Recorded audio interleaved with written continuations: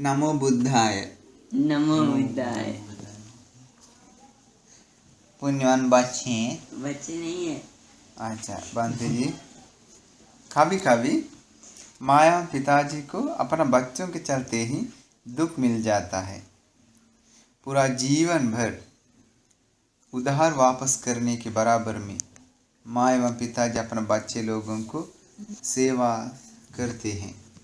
अंत में वही बच्चे लोग माँ एवं पिताजी पर अन्याय करते हैं, तो उस समय माँ एवं पिताजी का जीवन पेड़ गिरना जैसा टूट जाता है, गिर जाता है। बेचार क्या कहते हैं? बेचारा बेचैन होता है। उसी प्रकार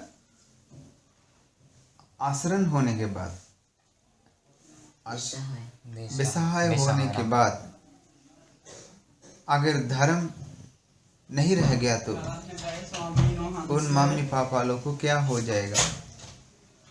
धर्म नहीं मिल गया तो उन मम्मी पापा लोग को क्या हाल हो जाएगा?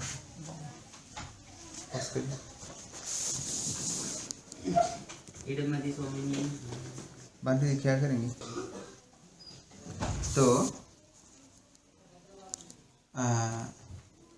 उसी प्रकार बेसहारा होने के बाद अगर उन लोगों के पास धर्म भी नहीं रह गया तो उन लोग का जीवन बहुत गिर जाता है। ये कहानी को देखिए। श्रावस्ती में एक किसान का घर था। उसी किसान मालिक और मालकिनी को 7 बेटा और 7 बेटी थी। इसका मतलब 14 परिवार। तो ये माँ एवं पिताजी के साथ बच्चे लोग बहुत खुशी से जीवन बिताए। माँ एवं पिताजी अच्छा से बच्चे लोग को सेवा किए हैं। समय आने के बाद सारे लोगों का शादी करवाए हैं। धन संपत्ति, जमीन वगैरह भी बराबर सारे लोगों को बांट दिया। ये दोनों भगवान बुद्ध के शरण में गए हैं। वो लोग बहुत खुशी से जीवन बिताए हैं। कुछ समय जाने के बाद बच्चे लोगों का पिताजी का मृत्यु हो गया। तो मम्मी जी हर एक बच्चे लोगों का घर घर पे रह के जीवन बिताने लगा। कुछ दिन जाने के बाद बड़ा बेटा का पत्नी ये मम्मी जी को अलग अलग बात बोलने लगी। अरे कमाल की बात है, हम लोग को क्या ज़्यादा दिया है धन संपत्ति? हमको बच्चे लोग को देखना है, बूढ़ी को देखना है, कितना काम घर पे करना पड़ता है, क्या तकलीफ है मेरे लिए? ऐसे करके मम्मी जी को वो बहुत अपमान किए हैं। इसके बाद वो दूसरा बच्चा का घर पे गया। वो उसका पत्नी बताए, हाँ हम लोगों को थोड़ा ज़्यादा दिया क्या? अगर हम लोग को कुछ ज़्यादा दिया तो हम लोग भी कुछ बिना करके नहीं रहते हैं। आजकल बूढ़ा बूढ़ी लोग को सेवा करना बहुत मुश्किल काम है। ऐसा जी, यहाँ रहने से ज़्यादा अच्छा है ना अपना बड़ा बेटी के पास गया तो वहाँ जाके रहो अच्छा से। फिर ये मम्मी बड़ा बेटी के पास गई। इसके बाद बड़ा बेटी बताए, मम्मी तुमको अभी हमको याद आई हैं। पहले तुमको एक बूंदा याद तक नहीं है मेरा बेटी है। कम से कम हमको सोने का चूड़ी ज़्यादा दिया क्या? एक भी नहीं दिया ना। तो इधर रहने का मतलब क्या है? बार बार तंग करता है। हर जिसका घर पे जाता है उधर से डांट सुनना पड़ता है। तो ये मम्मी जी सोचने लगी,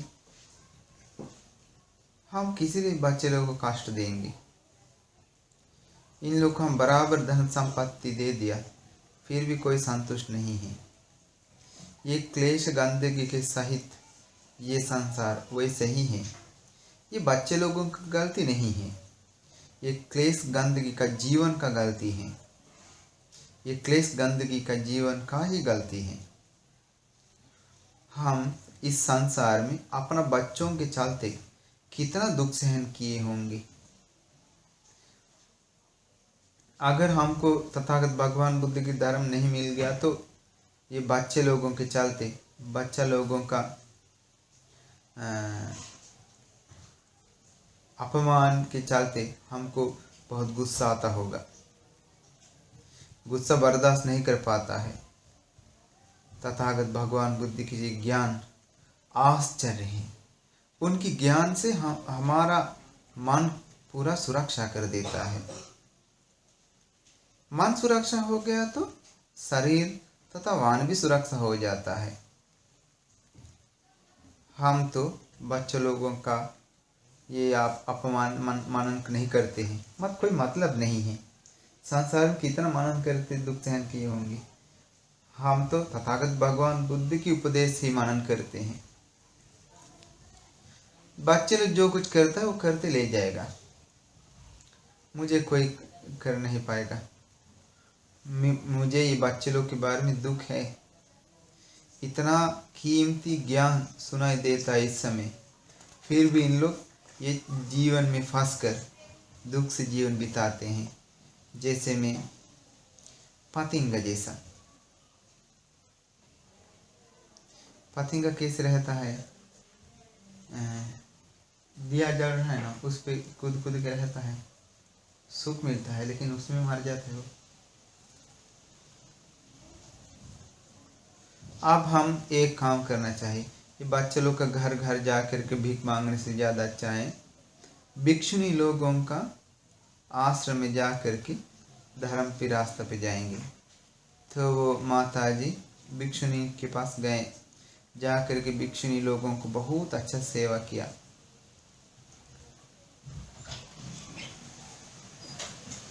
भैया आया है और दूसरा एक भैया है। तो भिक्षुनी लोग को बहुत सेवा सत्कार सम्मान करने के कारण कुछ समय में इनको भी भिक्षुनी बनने का भाग्य मिला। बंदी हाल नहीं तो बहुत बच्चे लोग होने के कारण इनका नाम आ गया बहुपुत्तिक थेरी। इनका नाम है बहुपुत्तिक थेरी। हाथ नीचे करिए, सुन रहे हैं। कितना बुरी हो गया तब भी ये बहुपुत्तिक थेरी बहुत पुण्यवान है, बहुत श्रेयाकांता। श्रेयाकांता मतलब आज से एक बूंदा नहीं है, कभी गुस्सा नहीं करती है, कभी अपना मुंह से एक भी गलत शब्द नहीं निकालती है। बाकी भिक्षुनी लोग कुछ भी काम बोलेगा तो मुश्किल से भी वो काम करती हैं। वो वक्त बहुत अच्छा से करती, कभी वक्त छोड़ दिया नहीं। तो इसी प्रकार रहने के कारण ये भिक्षुनी, सारी भिक्षुनी इस संघ के बीच में चमक रही थी।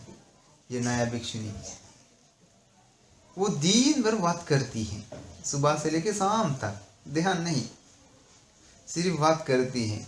रात में वो नीचे तल्ला में उतर जाती है, उतर जाते नीचे तल्ला के बीच में एक पिलर है, पिलर को पकड़ के चक्रमण करती है, क्योंकि गिर गया तो इसलिए गिरने का डर से वो पकड़ के चक्रमण करती हैं।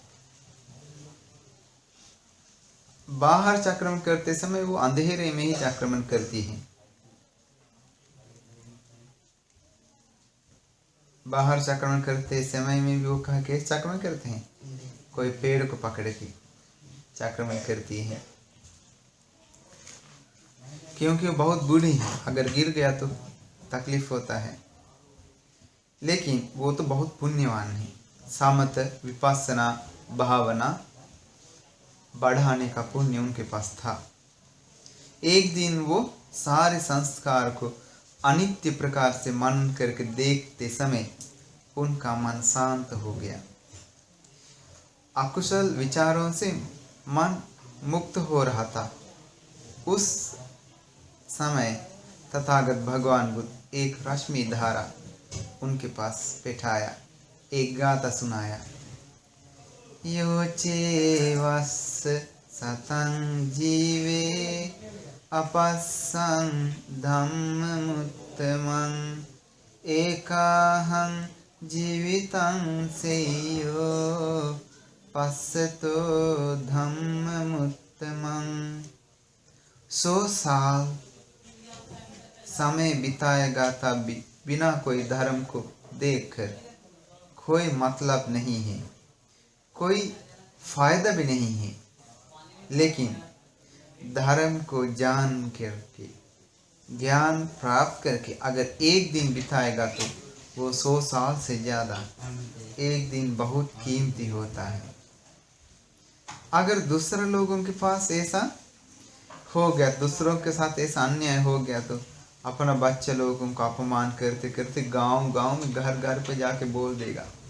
अभी कितना लोग बूढ़ा बूढ़ी लोग हम लोग आके बोलते हैं, बच्चा ऐसे किया, खाना नहीं दिया, वो हुआ ये हुआ।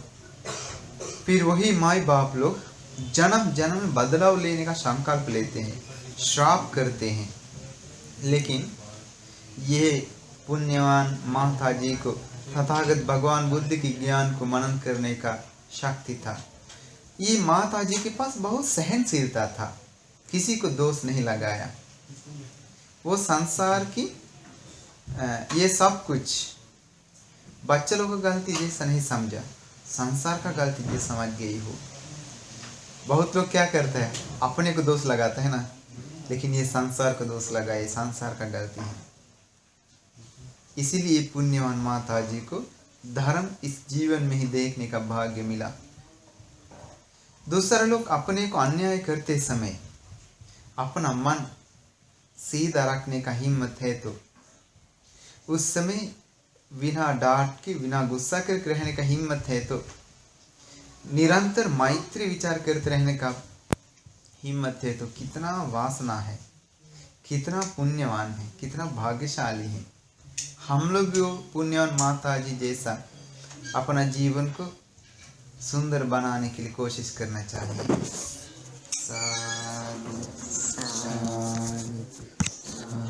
जानम भैया